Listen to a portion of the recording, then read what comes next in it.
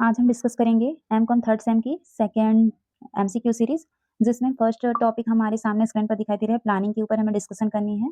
Planning में जो है कंसेप्ट्स हैं, उसके टाइप्स हैं, इंपॉर्टेंस, इसके बेस पर जो है कुछ एमसीक्यूज यहाँ पे हमारे स्क्रीन पे है।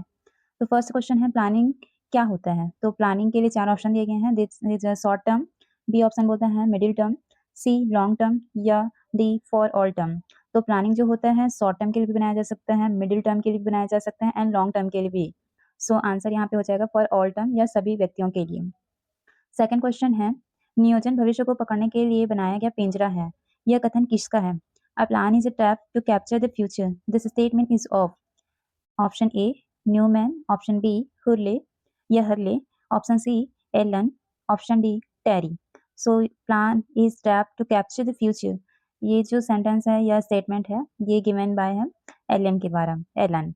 सो this is a statement of Allen. Third question, according to George R. Terry, the types of planning are. According to George R. Terry, जो प्लानिंग के टाइप्स हैं वो 4 टाइप के हैं।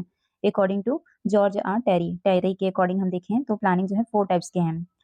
Fourth question, planning is for, planning किसके लिए होता है? भूतकाल के लिए मीन्स पास्ट के लिए, भविष्य के लिए मीन्स फ्यूचर्स के लिए, या वर्तमान के लिए यानी प्रेजेंट के लिए, या सभी के लिए। जो प्लानिंग होता है हम पास्ट के लिए नहीं करते, हम फ्यूचर्स के लिए कर रहे होते हैं। तो option B is correct answer. फिर फिफ्थ क्वेश्चन है, प्लानिंग इज मीन्स नियोजन क्या है? नेसेसरी है, अननेसेसरी है, वेस्टेज ऑफ टाइम है या वेस्टेज ऑफ मनी है?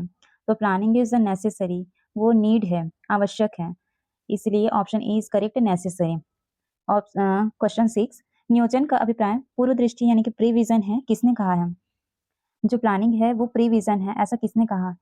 Option A George R Terry ने, option B M E Hurley ने, ऑप्शन सी हेनरी फेयोल ने, या option D Mary Cushing Niles ने। So option C is correct, Henri Fayol ने जो है प्लानिंग को प्रीविजन कहा है। तो ये भी एक हेनरी फेयोल है जो कि 14 संतान के लिए फेमस व्यक्ति है। So option C is correct. फिर 7th क्वेश्चन है, नियोजन के निम्नलिखित प्रकार नहीं होते हैं। जो प्लानिंग है उसके कौन से प्रकार नहीं हो सकते?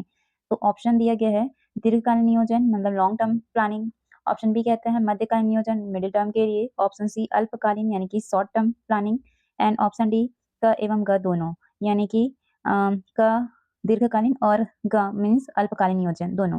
तो यहाँ पे हमारे पास ऑप्शन वाइज अगर देखा जाए और यहाँ पे सभी ऑप्शन नहीं दे रखा है, इसलिए हम रिजेक्ट करेंगे मध्यकालीन नियोजन, यानी कि जो मिडिल टर्म नियोजन है प्लानिंग है उसे हम ऑप्शन मानेंगे। फिर 8th क्वेश्चन है, औद्योगिक नियोजन के निम्नलिखित उद्देश्य होते हैं।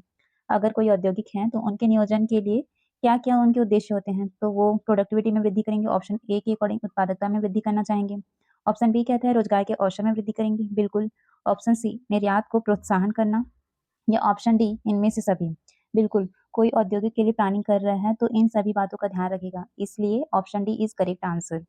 फिर निम्नलिखित 9th क्वेश्चन है, निम्नलिखित अच्छे नियोजन की विशेषता नहीं है। जो अच्छे प्लानिंग करते हैं उसमें एक जो है ऑप्शन बी आपको जैसे कि नजर आ रहा है दृढ़ता, ये हमारा विशेषता नहीं है। कोई भी अच्छी गुड प्लानिंग के लिए जो है ये अच्छे फीचर्स नहीं है।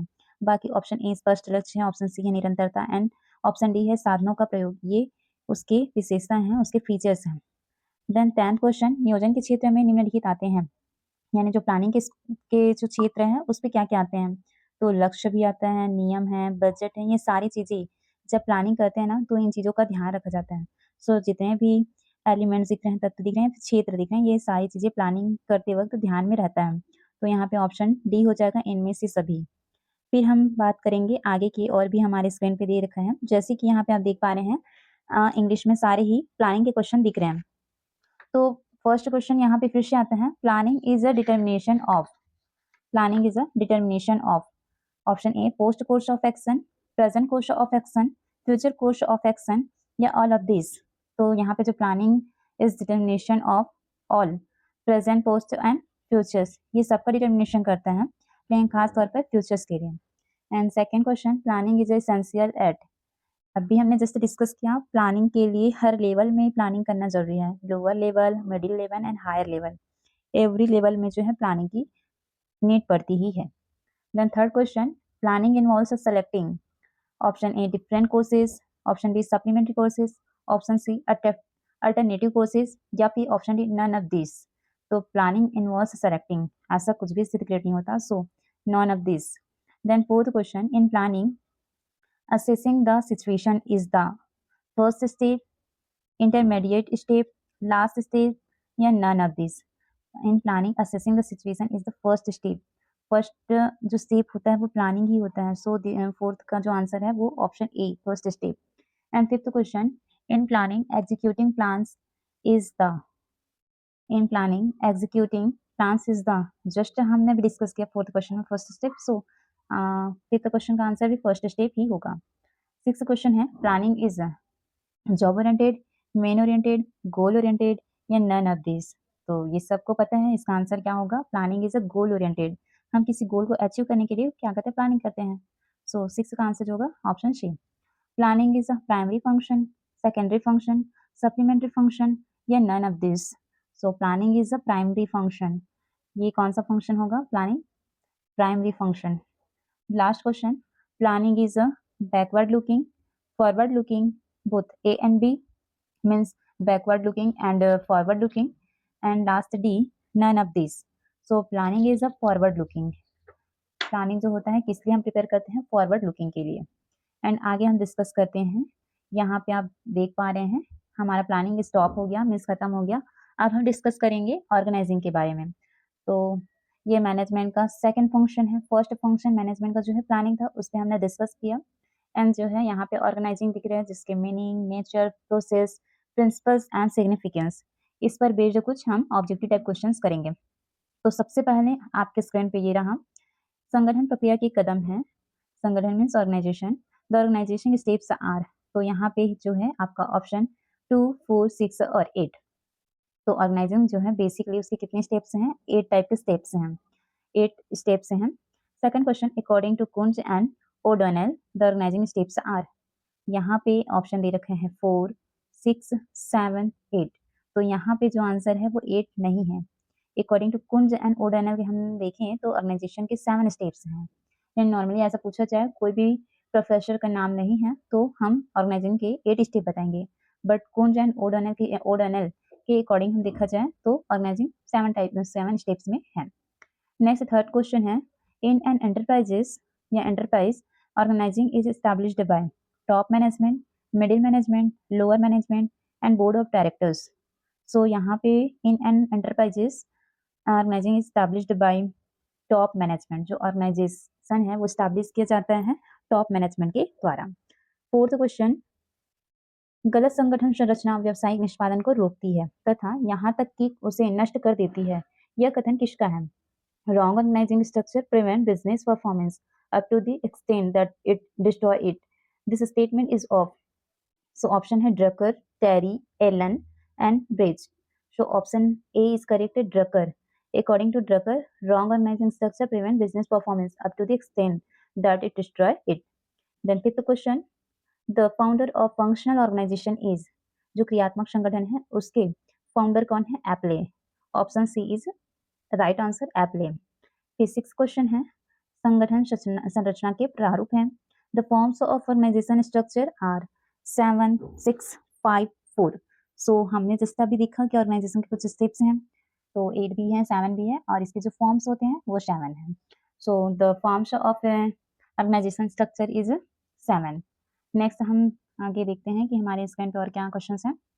सो 7 क्वेश्चन है, ऑर्गेनाइजिंग का अधिकतम अनुशासन होता है, means maximum discipline exist in line and staff organisation, B committee organisation, C line organisation, D functional organisation. तो यहाँ पे हमारा जो आंसर होगा मैक्सिमम डिसिप्लिन एग्जिस्ट इन, अधिकतम जो अनुशासन होता है कहाँ पे होता है? ऑप्शन सी लाइन ऑर्गेनाइजेशन में होता है. सो यहाँ से क्वेश्चन आ सकते हैं क्योंकि चैप्टर में ही line organisation and staff organisation काफी पूछे गए क्वेश्चन हैं. फिर 8th क्वेश्चन है, विचारधारा जो संगठन के उच्च पदों के लिए अनुपयुक्त है.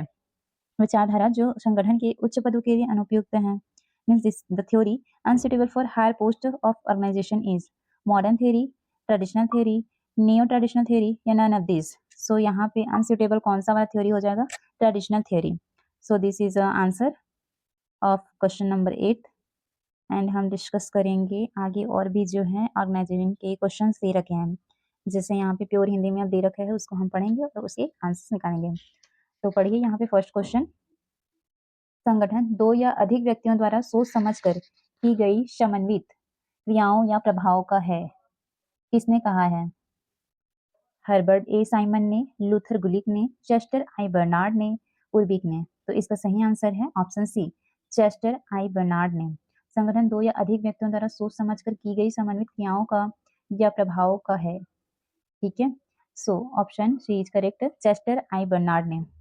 सेकंड क्वेश्चन, निम्नलिखित में संगठन का कौन सा महत्व है? निम्नलिखित में संगठन का कौन सा महत्व है? श्रम विभाजन, संप्रेषण, समन्वय, इनमें से सभी। बिल्कुल संगठन का सारे महत्व हैं। श्रम विभाजन मतलब वर्किंग को जो है डिस्ट्रीब्यूट कर देते हैं, संप्रेषण, गुड कम्युनिकेशन एंड समन्वय, कोऑर्डिनेशन भी इसमें देखने को मिलता है। So all of the right answer.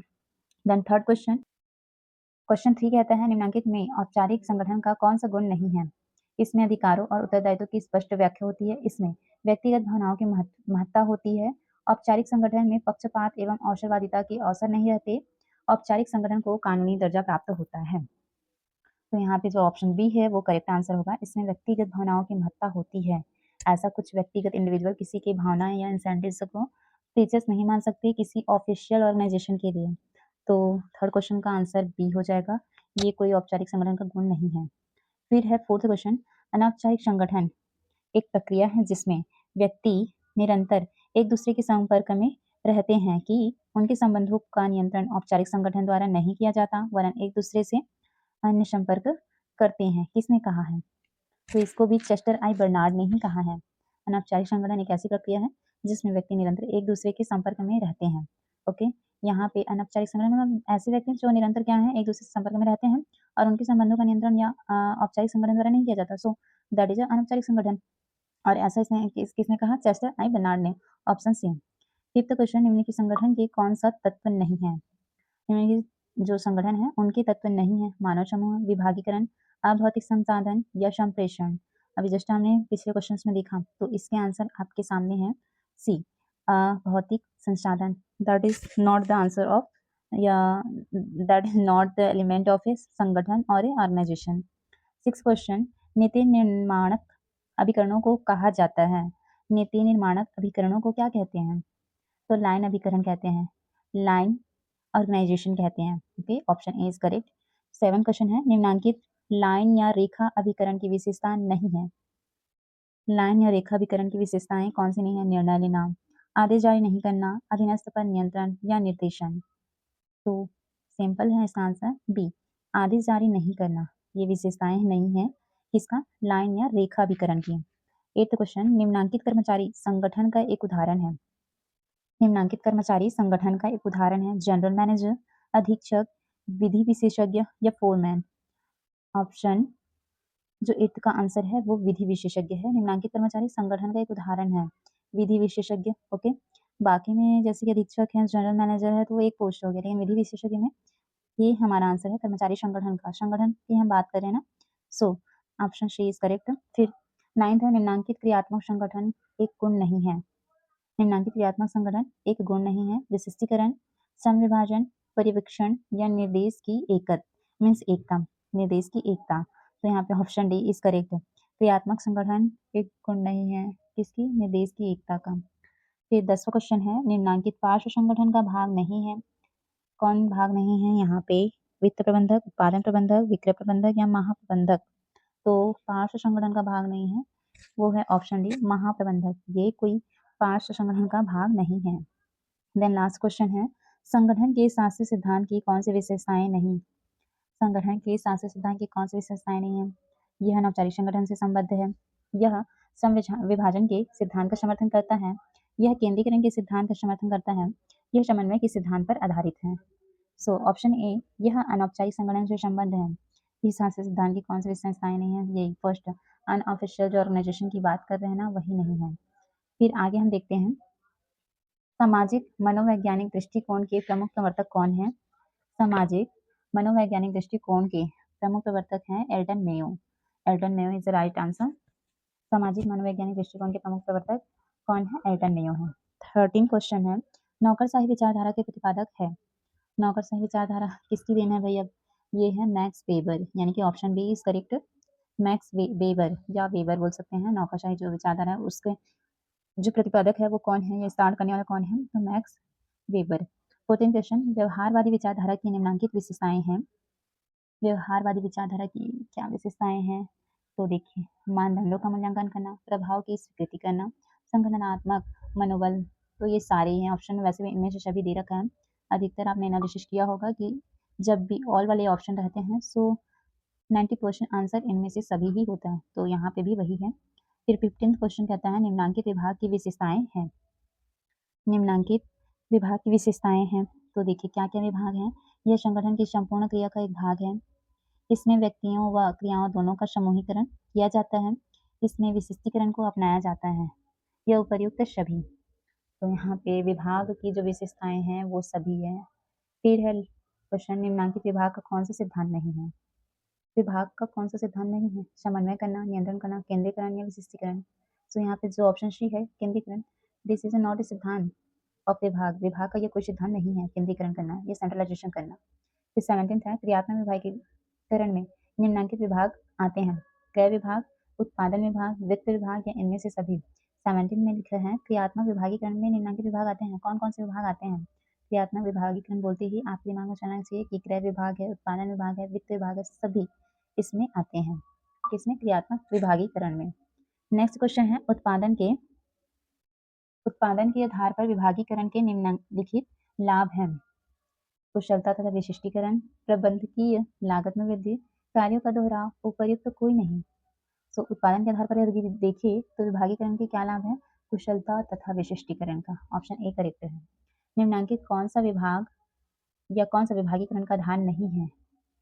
सो प्रक्रिया का आधार, ग्राहकों का अधिकार आधार, पूंजी विनिवेश का आधार या संख्यात्मक आधार।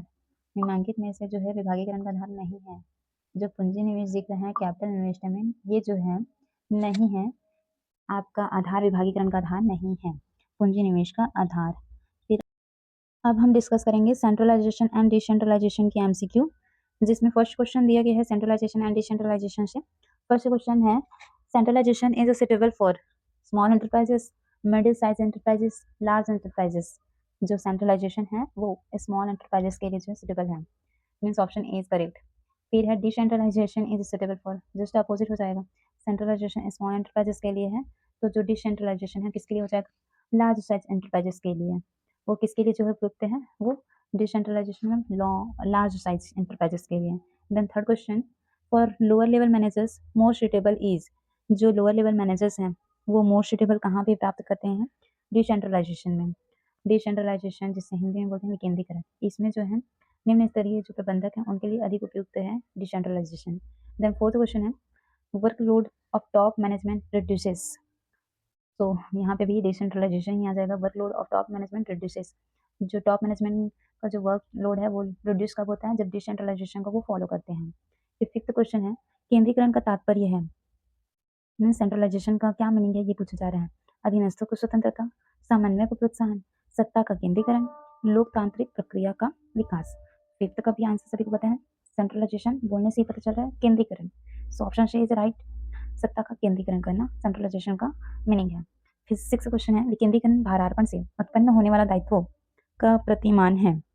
किसने कहा, ऐसा किसने कहा, विकेंद्रीकरण में डिसेंट्रलाइजेशन से उत्पन्न होने वाला जो दायित्व का प्रतिमान है, ऐसा किसने कहा है, तो इसका आंसर है EFL ब्रेच ने। किसने कहा, EFL breach.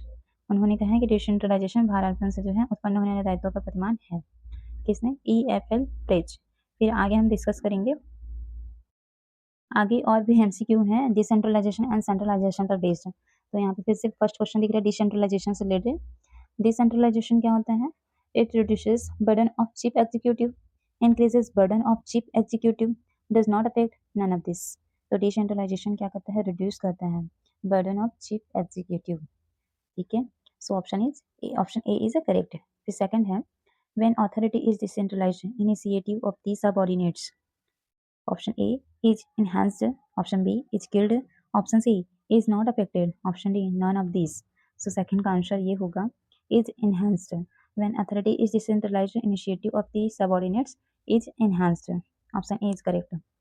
Three question, in a decentralized setup, diversification. Option B is increased. is the right answer. Option B is increased is right answer. Decentralization setup diversification is increased, not decreased. Yeah, not reduced. So option B is correct. And fourth question, in a decentralized organization, employees are highly motivated, moderately motivated, not motivated, demoralized. So question 4 का जो answer है वो option A, decentralization organization employees are highly motivated. जो decentralized employees होते हैं वो बहुत motivated होते हैं। Fifth, in a decentralized enterprises morale is high.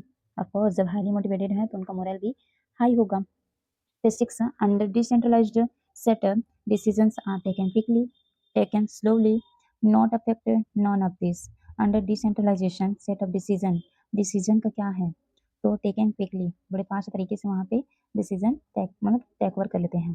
फिर seven, in a decentralized form coordination becomes easier, difficult, none of this. So decentralized form में जो कोऑर्डिनेशन है वो थोड़ा सा डिफिकल्ट है, means option B is correct. Eighth question. Administrative cost is decentralization. Administrative cost in decentralization is high, is low, none of this. तो eighth का answer है is high. Administrative cost in decentralization is high. तो administrative cost भी decentralization में high है। फिर ninth question है, in emergency to take quick decisions decentralization is. Emergency में अगर किसी को मीन्स डिसेंट्रलाइजेशन के लिए क्या है, क्विक डिसीजन लेना है तो option A appropriate, option be in appropriate. तो क्विक डिसीजन यहाँ पे डिसेंट्रलाइजेशन के केस में मीन्स इमरजेंसी वाले केस में इन एप्रोप्रिएट हो जाएगा। देन 10th क्वेश्चन है, for small concerns decentralization is suitable, unsuitable, indifferent. This is the last question of this session. For small concerns, decentralization is suitable, unsuitable, indifferent. For all concern हम देखें decentralization is unsuitable. Okay. So आज का class हम यहीं पे stop करते हैं, आगे हम डिस्कस करेंगे स्टाफिंग के बारे में। So thanks for watching.